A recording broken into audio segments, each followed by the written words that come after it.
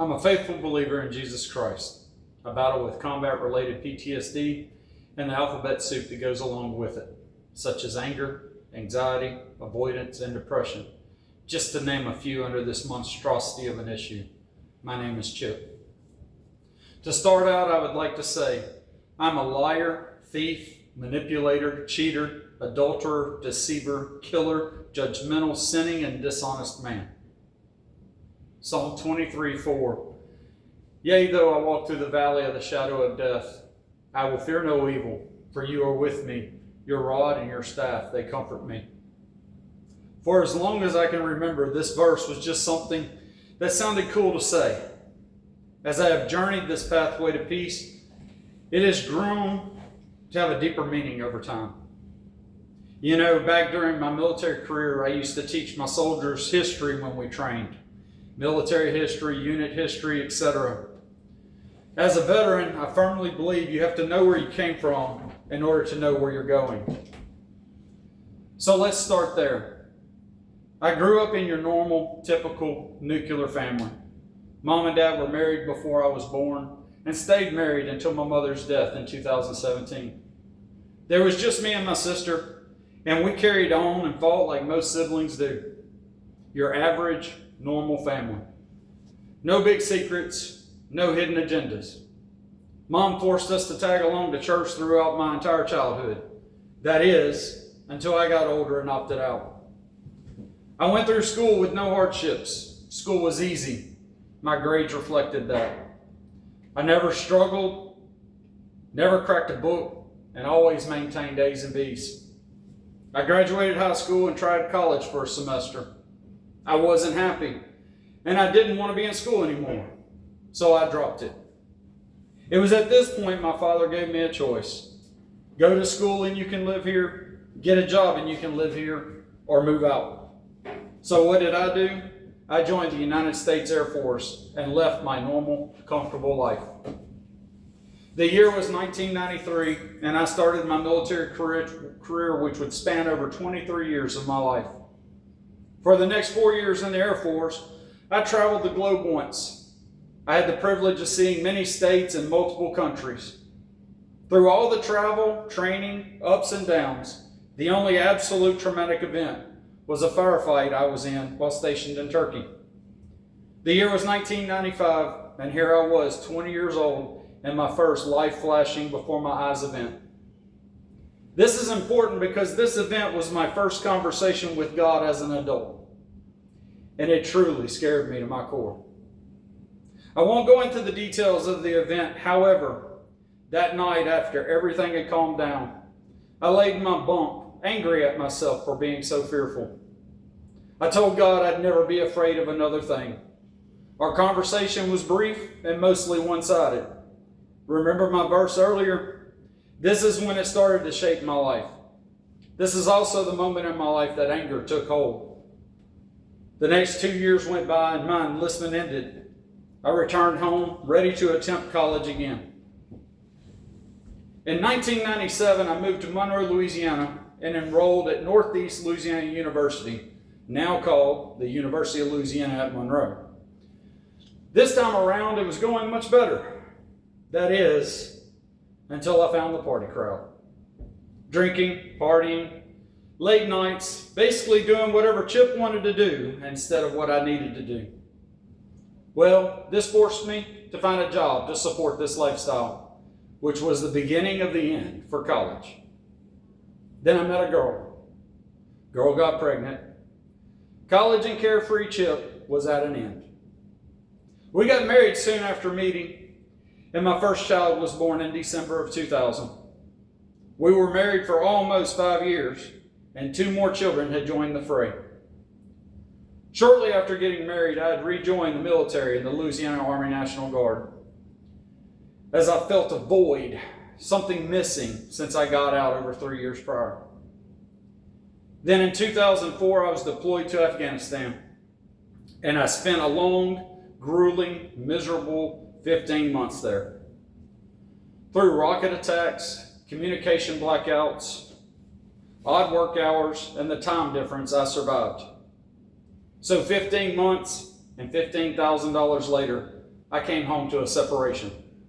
We divorced in 2006, and I became a worse version of myself.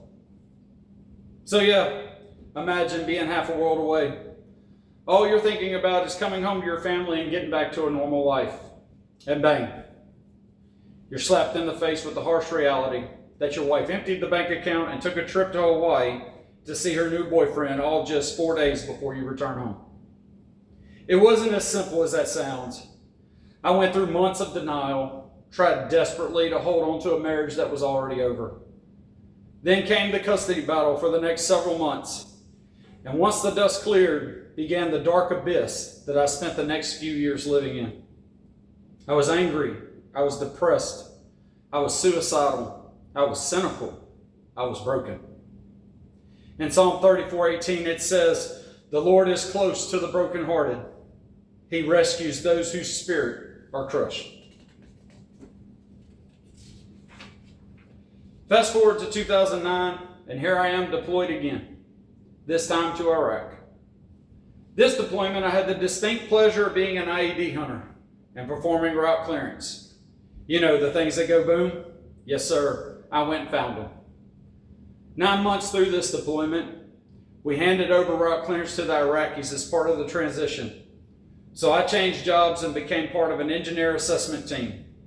Unfortunately for me, my team was sent to a remote location and was essentially forgotten about. We even had to make our own way back to the main base camp to leave country. This created an overwhelming abandonment issue that I still have some problems with today. The next few years after returning home are a blur. There was a group of us that pretty much lived out of a bottle.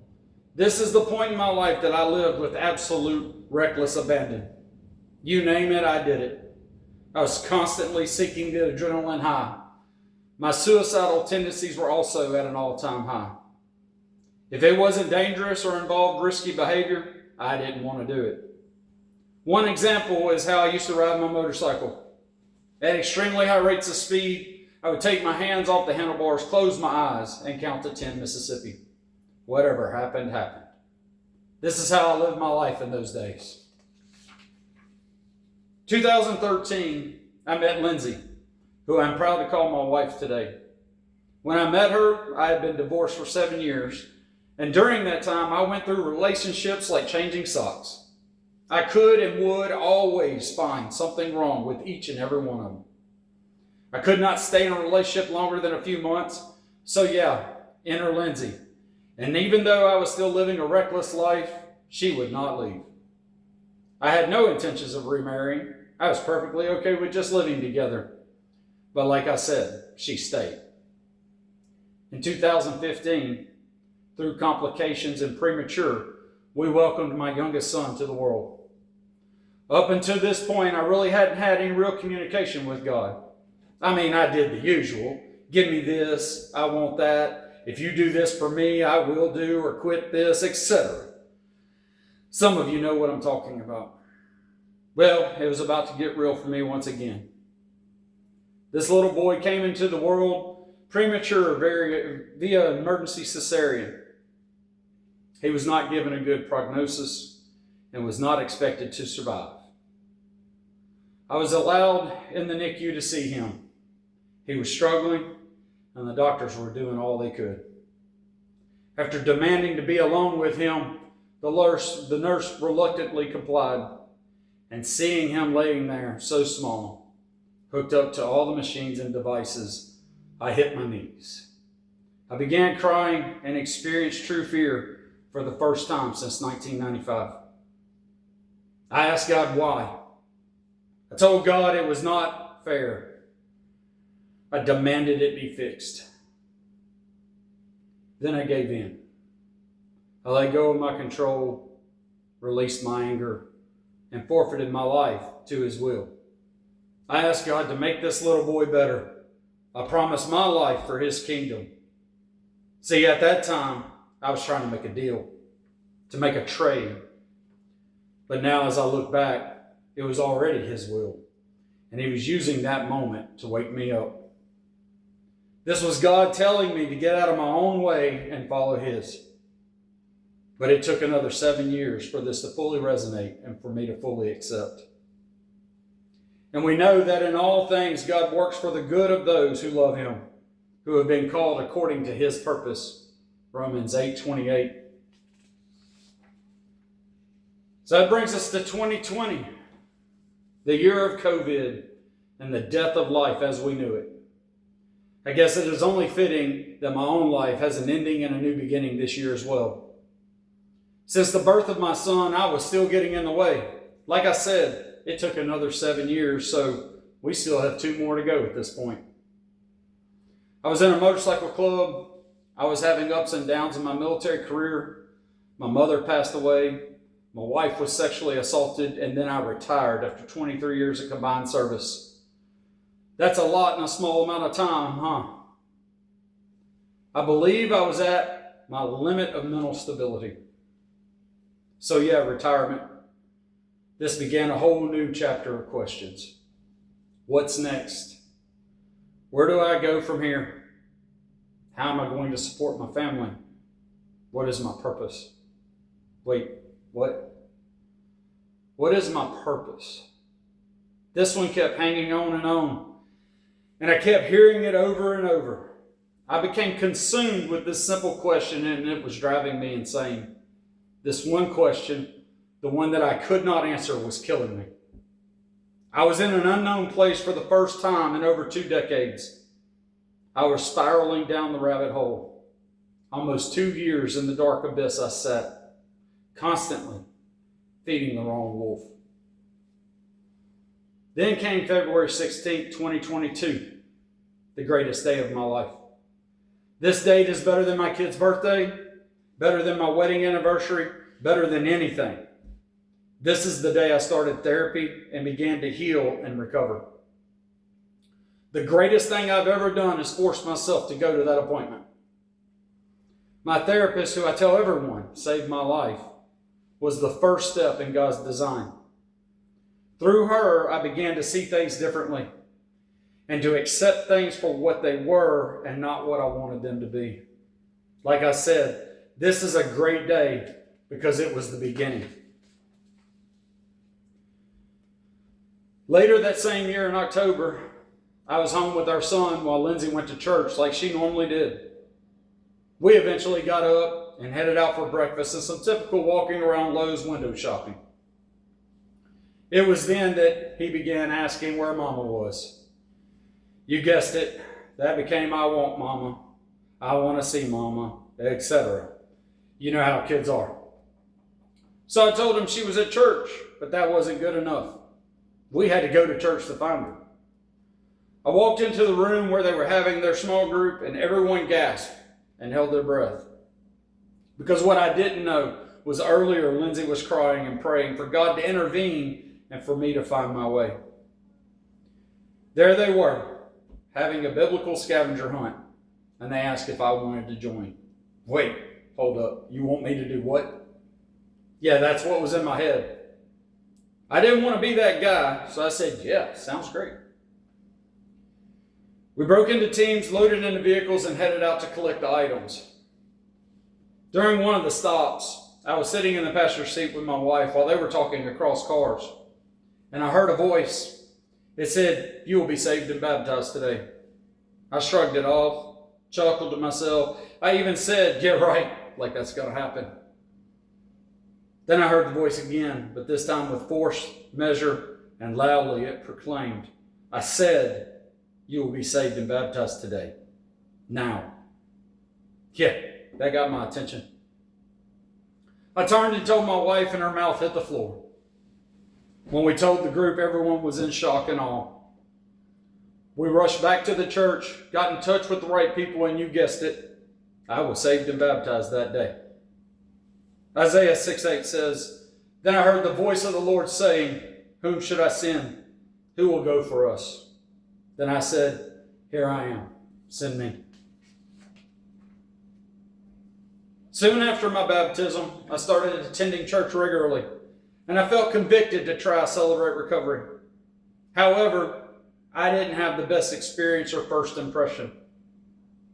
We got home that night, and I wasn't planning on going back. But something told me to look a little deeper. So I researched and found information about Welcome Home. I went to our leadership and asked, what is this and how do we get it? That started Welcome Home at my Celebrate Recovery. It was also the final piece in rebuilding myself to a person I was good with. As a veteran, it is hard for us to fit in to normal groups because we typically speak a different language. See, I had to reset the way I saw myself. I had to let go of the rank, the routine, the version of myself that only existed inside the uniform. See, that version got me through it, but it's not built for peace. I had to strip it all away. Every belief, every habit, every excuse, and sit in the ashes. It was painful. It was raw. It took everything. But one day it clicked. The noise quieted. The anger faded. The shame softened. And something new showed up in its place. Discipline, direction, peace. And I realized this is what freedom really feels like. It was challenging, but this is what I did. And the 8 principles and 12 steps, they transformed my life. So here we are at present day. I currently serve as the Welcome Home leader at my Celebrate Recovery and as the Welcome Home South Central Region lead. I have an amazing sponsor and accountability team that lets me walk at my pace, picking me up when needed throughout this journey. I tell you, we will all struggle because not a single one of us is perfect. It's not how many times you get knocked down, but the drive and determination to get back up. Push forward, fight on. Because you are going to have slips, trips, and falls, and it's okay. You can't do it alone. So many scriptures provide examples that God doesn't want us to be alone. So whatever you face today, remember, you aren't facing it alone. So Psalm 23:4, yea, though I walk through the valley of the shadow of death, I will fear no evil, for you are with me, your rod and your staff, they comfort me. Yeah. 1995 to 2022, that's 27 years I suffered in silence. 27 years that I was bound by chains and trapped inside my own head. And this scripture has an entirely new meaning to me now. See, in the beginning, it was just something cool to say. Now it's comforting, and it lets me know that I'm never alone. You see, because I began attempting to fear no evil by myself. But to truly fear no evil, you need God. Remember how I started my testimony? I'm a liar, thief, manipulator, cheater, adulterer, deceiver, killer, judgmental, sinning, and dishonest man. Yeah, nothing changes that. I was all of those things. I acknowledge these things about myself. I readily admit these faults to all of you. I fully believe that only through this admittance can I now say, I am forgiven, I am redeemed, I am loved, I am whole. Thank you all for listening to my testimony, and God bless each and every one of you.